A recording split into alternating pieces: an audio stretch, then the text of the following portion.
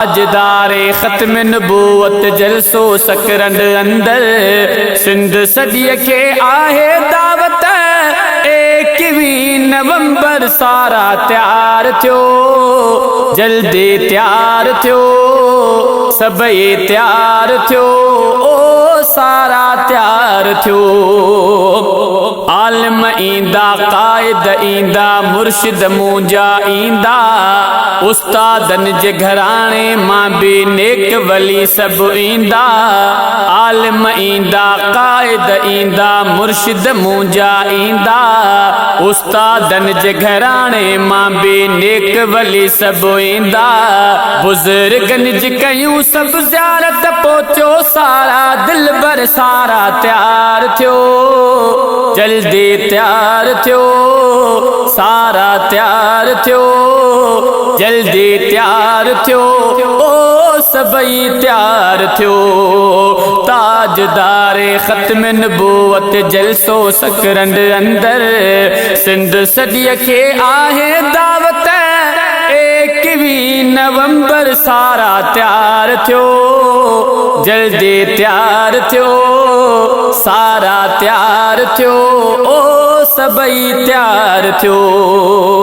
कायद पंहिंजो लीडर प्यारो ईंदो राशिद साहब, यारत थींदी शेर बबर जी ईंदो राशिद साहब।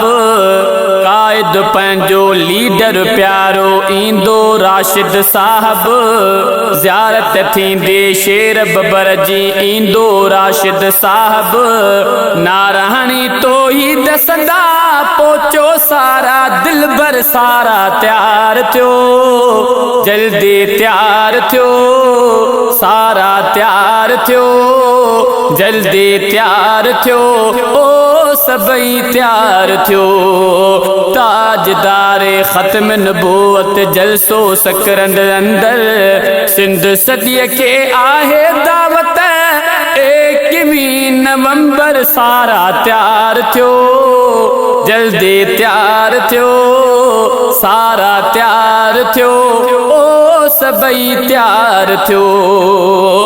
साईं अब्दुल कयूम हाले जिवी ईंदो अमीरे सिंध बि, डॉक्टर मंजूर मेंगल ईंदो चाहत वधंदी। साईं अब्दुल कयूम हाले जिवी ईंदो अमीरे सिंध बि, डॉक्टर मंजूर मेंगल ईंदो चाहत वधंदी।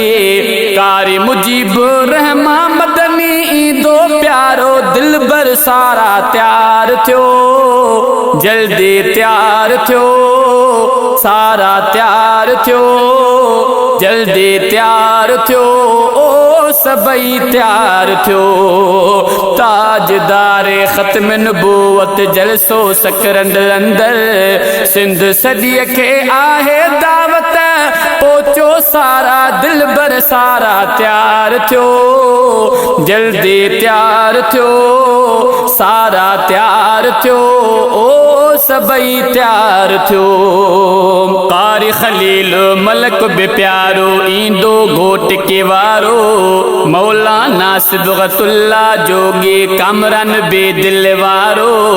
कारी खलील मलक बि प्यारो ईंदो घोट के वारो, मौलाना सिबगतुल्ला जोगी कामरान बि दिल वारो।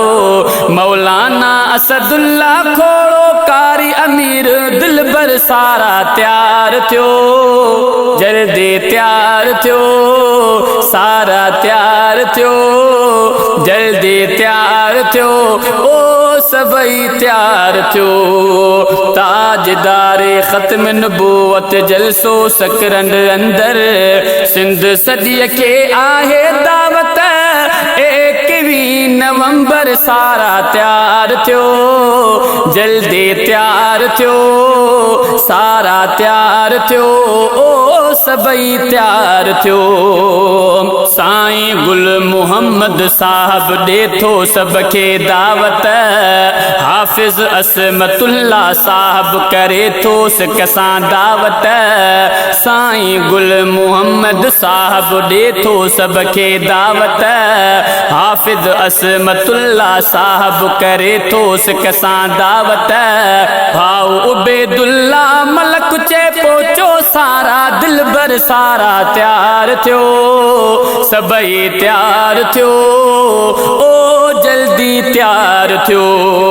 भाऊ उबैदुल्ला मलक चे पहुचो सारा दिलबर सारा तैयार थियो, सभई तैयार थियो, सारा तैयार थियो, ओ जल्दी तैयार थियो।